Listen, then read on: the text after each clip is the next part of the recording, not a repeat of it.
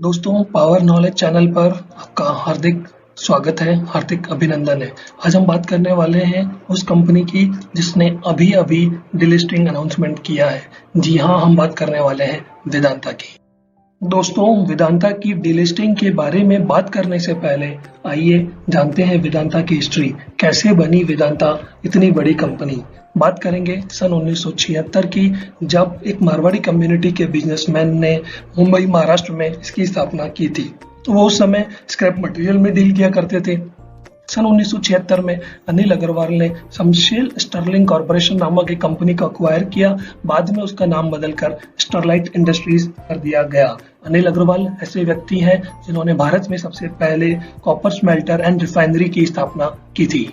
सन 2002 अनिल अग्रवाल की जिंदगी में सबसे यादगार दिन रहेगा, क्योंकि 2002 में ही उन्होंने डिसइन्वेस्टमेंट का फायदा उठाकर गवर्नमेंट ऑफ इंडिया से Bharat aluminium company limited and Hindustan zinc limited नामक कंपनी को औने पौने दामों में खरीद लिया था।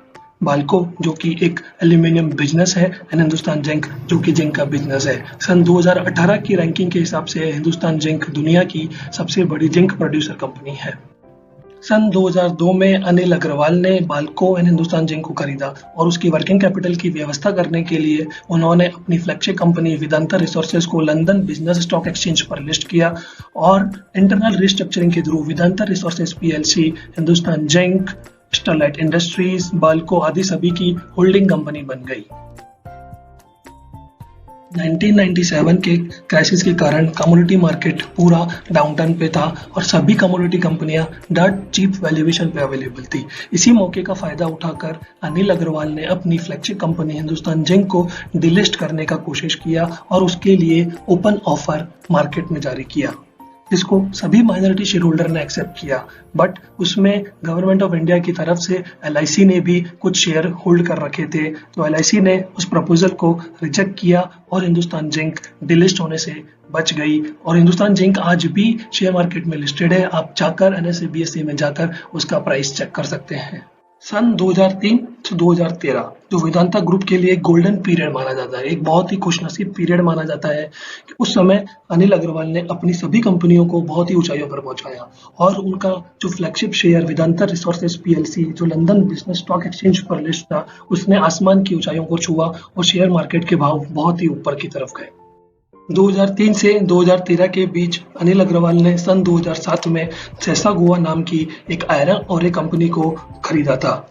उसके बाद 2011 में उन्होंने केन इंडिया नाम की कंपनी को खरीदा था जो ऑयल और गैस के बिजनेस में डील करती है। सेसा गोवा एक आयरन और कंपनी है, केन इंडिया एक ऑयल एंड गैस बिजनेस में डील करने वाली कंपनी है।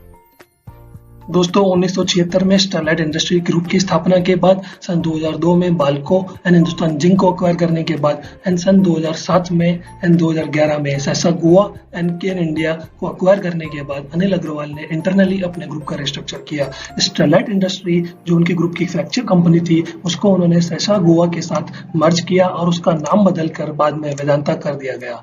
सेम कंपनी वेदांता को उन्होंने केन इंडिया के साथ मर्जर किया सन 2016 में एंड उसका नाम बदलकर उन्होंने वेदांता कर दिया। इतने सारे एक्विजिशन करने के बाद वेदांता लिमिटेड एक बहुत ही प्रीशियस कमोडिटी प्लेयर इंडिया में बन गया। उसकी कमोडिटी में आता था oil, gas, aluminium, zinc and iron ore. अपने बिजनेस में बहुत सारी सफलताएं दिखने के बाद सन 2018 में अनिल अग्रवाल ने अपनी flagship company Vedanta resources PLC को लंदन स्टॉक एक्सचेंज से सफलतापूर्वक डिलिस्ट किया। उनकी इस काम के लिए बहुत आलोचनाएं भी की गई। दोस्तों, अपनी 2018 में अपनी flagship company Vedanta resources PLC को सफलतापूर्वक डिलिस्ट करने के बाद अनिल अग्रवाल ने इंडिया की सब्सिडरी को डिलिस्ट करने की घोषणा की है। सन 2020 में ये घोषणा की है। आइए इस कंपनी के स्ट्रक्चर के बारे में जाने। इसमें प्रमोटर ओन करते हैं 50%, एलआईसी ओन करती है 6.3%। डिलिस्टिंग के लिए उनको कम से कम 75% शेयर मार्केट से अक्वायर करने हैं। लेकिन इस करंट मार्केट प्राइस को ध्यान में रखते हुए, करंट मार्केट सिनेरियो को ध्यान में रखते हुए, it seems it is extremely difficult to delist at the current market price, क्योंकि बहुत सारे रिटेल शेयर होल्डर जिन्होंने इस शेयर को 200 रुपए 250 रुपए में खरीदा था, वो 80 या 90 रुपए में अपने शेयर को वेदांता को कंपनी को नहीं बेचना चाहेंगे। So let's see the outcome which is here. I hope कि अनिल अग्रवाल डिलिस्टिंग के लिए अपना प्राइस बढ़ाएं और माइनॉरिटी शेयर होल्डर्स को उनका पूरा हक मिले।